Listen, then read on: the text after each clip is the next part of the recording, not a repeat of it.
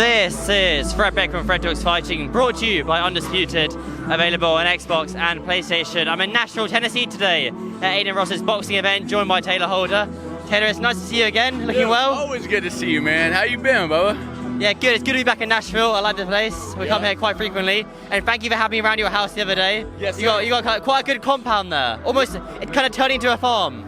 We are. We're working on building out the exotic farm right now. We got a bunch of like crazy exotic animals coming that and all that stuff. We got the moto track. We got all the dirt bikes and fun stuff. So we're trying to make it just a whole fun little compound out there. So you got pigs, goats, dogs. You got like one of everything. It's very nice. 30 chickens. You know, we got a giant tortoise coming. We got some emus coming. We got I just found out, I was searching all the animals that are legal to own in Tennessee, and kangaroo is in there. I saw, dude, a giraffe is legal to have, but those, way too expensive. Not in my budget right now, but I don't know if I could ever own a giraffe, dude. Where'd you buy a kangaroo from in America? So I have buddies that are all plugged in the exotic animal world and stuff like that. Whether they breed them, they do it, or they have everybody that whatever. So they'll get them for me and stuff, and tell me all the ins and outs of it and all that stuff. So yeah. Wow, exciting times ahead regarding the animals. A lot of work, but I'm sure it kind of pays off when you got so many cool animals running around the house. But we're here at Brand Risk, Aiden Ross's promotion. This is your first event you've been to? This is my first one, man. They had reached out to me. I was gonna fight on one of them. Wow. Remember, me and Bryce were supposed to fight on one of them. They were talking about that, and then never made it happen or whatever. And then they were in my hometown right now, so I had to come out and support. So. Is this the promotion that you would most likely fight on compared to Misfits or Bare Knuckle? Is this the promotion that you would most likely fight on compared to Misfits and Bare Knuckle? Yeah. Or is it all even? Yeah, man. You know, we were gonna do the Bare Knuckle thing, obviously for the Bryce stuff and all that, and but I'm down to fight anywhere if it makes sense. You know what I mean? But if it's not Misfits, it would probably be here. So. Would you prefer to fight on Misfits or Brand Risk, or is it just who's paying the most amount of money? At the end of the day, man, I got a music career as well. You know, I love fighting more than anything, dude. And it's not something that, you know I'm not the best in the world. You know what I mean? I know I'm not the best influencer fighter. I know I'm not that, but I love the sport and I love to get in there at least once a year or so. So, I'd say I'm excited, man. I just saw Aiden backstage. We talked a little bit.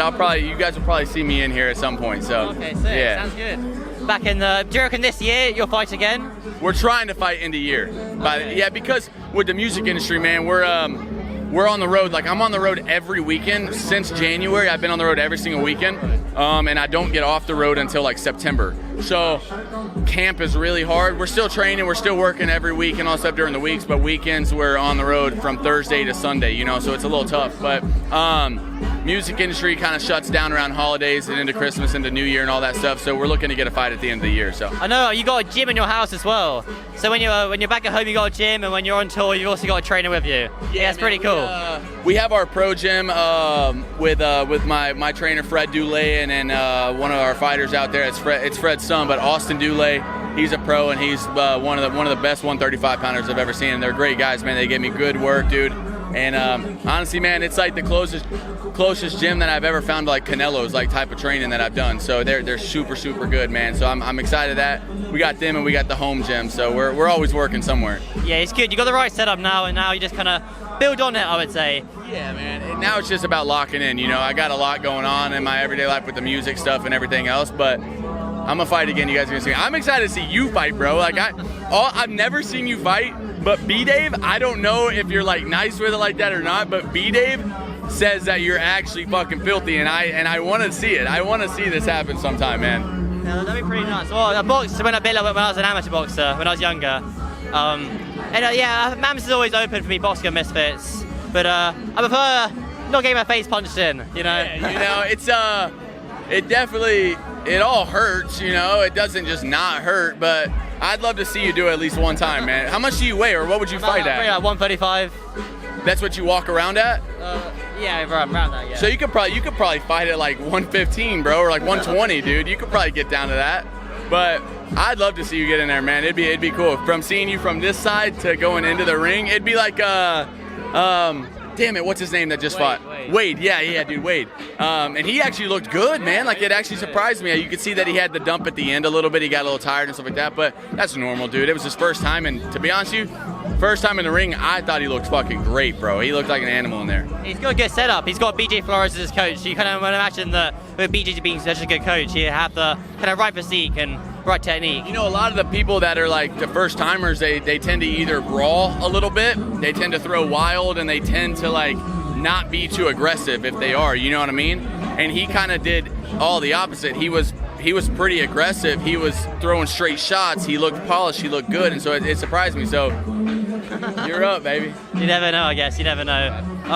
One thing I do want to ask you about is your spar with Bryce Hall. How was that? Dude, Brad has been telling me you've been trying to get at this interview, man. It was really good, and I'm glad we did it, man. Everyone obviously wants to know. Damn, we got people breaking shit over here. Everyone wants to know what happened, you know what I mean? And there's a reason, you know, I think it was a built-up anticipation. You know, some people were like, I knew it was fake the whole time or whatever when we posted together. If anyone thinks I went through that fucked up shit in my life to fake it, bro, you gotta be fucked up, man. Nah, it was real beef. It was real hate. That was real everything. But that kid was a brother to me at one point, you know. And I think that no matter if we decided to be cool or not afterwards, I think we owed it to each other to get in there and bang it out like men. You know, everyone around here. You look around right now, man.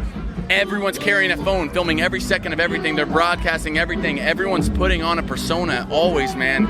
And me and Bryce did that to the highest level at one point, man. I was a version of myself that I didn't realize. And getting in there, no cameras, no nothing, and just like fucking each other up, man. I'll tell you this, man. No one went down. It was a few of the hardest rounds I've ever sparred in my life. It was like the closest spar to an actual fight I've ever had, and stuff like that. So I would say, bro, like I'm very, very excited we got to do it, man. I wouldn't even like say there's like a winner there, man. Like he hit me with big shots. I hit him with what I feel some really fucking big shots. But I got to give it to the kid, man. He's short, but he's a little tank. Let me tell you, bro. He's a tough kid, dude. So I'm glad we got to get in there. I'm glad we got to squash it, man. And I'm gonna see him in a few days. So. Oh, really? Yeah, we keep in contact, man. I just played in Vegas, and he was supposed to be there, but he had to be at the bare knuckle stuff and all that. But you know, I'm glad we got to do it, man. I'm really, really glad because it's something that's been needing to happen for a long time. And what better way to do it behind closed doors with nobody's input, nobody's nothing. We showed up with my manager, his manager, me and him, and the fucking person that owns the gym, dude. And we made everybody get out. We fucking fought like men, you know. And that was the coolest thing in the world. So.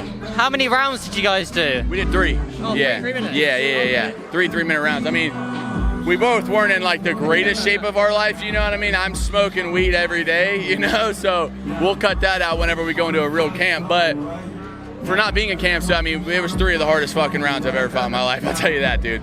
Okay, exciting. I'm sure exciting in the future. But would you ever do a tag team with Bryce Hall? I would, man. We're talking about it right now. You know, I know that there's been some people talking about it, and I know Mams has mentioned it and stuff like that, but we're definitely looking to do it, man. I think that would be really cool, and I don't know, maybe we'll talk to Bryce after I fight here again. You know, I got a music career and all that stuff, but I think that if I got one more in the tank, I'd love to. You know, it won't be as big, I think, because the hatred isn't quite as, you know, there as much anymore. But after our tag team fight, if it happens, man, I think where I'd probably put it to rest after that is give the fans what they want, man. And maybe me and Bryce one day we get in there, dude, and we do it on a real platform, on a real thing, and give the people what they want, you know. And that'll kind of be probably me hanging up the gloves after that and just focusing on my music career. But I think that would be really fun, man. We get to share the ring together, and then let's go out there one more time and do the damn thing for everybody. So your plan is kind of have a fight in Brand Risk and Misfits against someone random towards the end of the year, do a tag team with Bryce early next year, and then maybe fight Bryce Hall at the end of next year, and then you're done. I actually don't know the logistics of when, but from what I thought, or what I'm under the impression of, is we're trying to do a tag team by the end of the year. I don't know. I could be wrong, actually, so I don't know. Don't quote me on that. But that's what we were looking for. We don't have any bites as far as opponents. We don't have any, you know, we're still chopping that around. So, but, you know, me and Bryce are down to fight anybody. It's just whoever wants to fight, you know what I mean? So I'm just excited to get back in there. All right, well, sounds pretty good then. Well, we're about to kick off in just a second here, so we'll let you go. But as always, Tayler, yes, sir, thank you very much. Always good to see you, I always man. appreciate it a lot. See you guys later.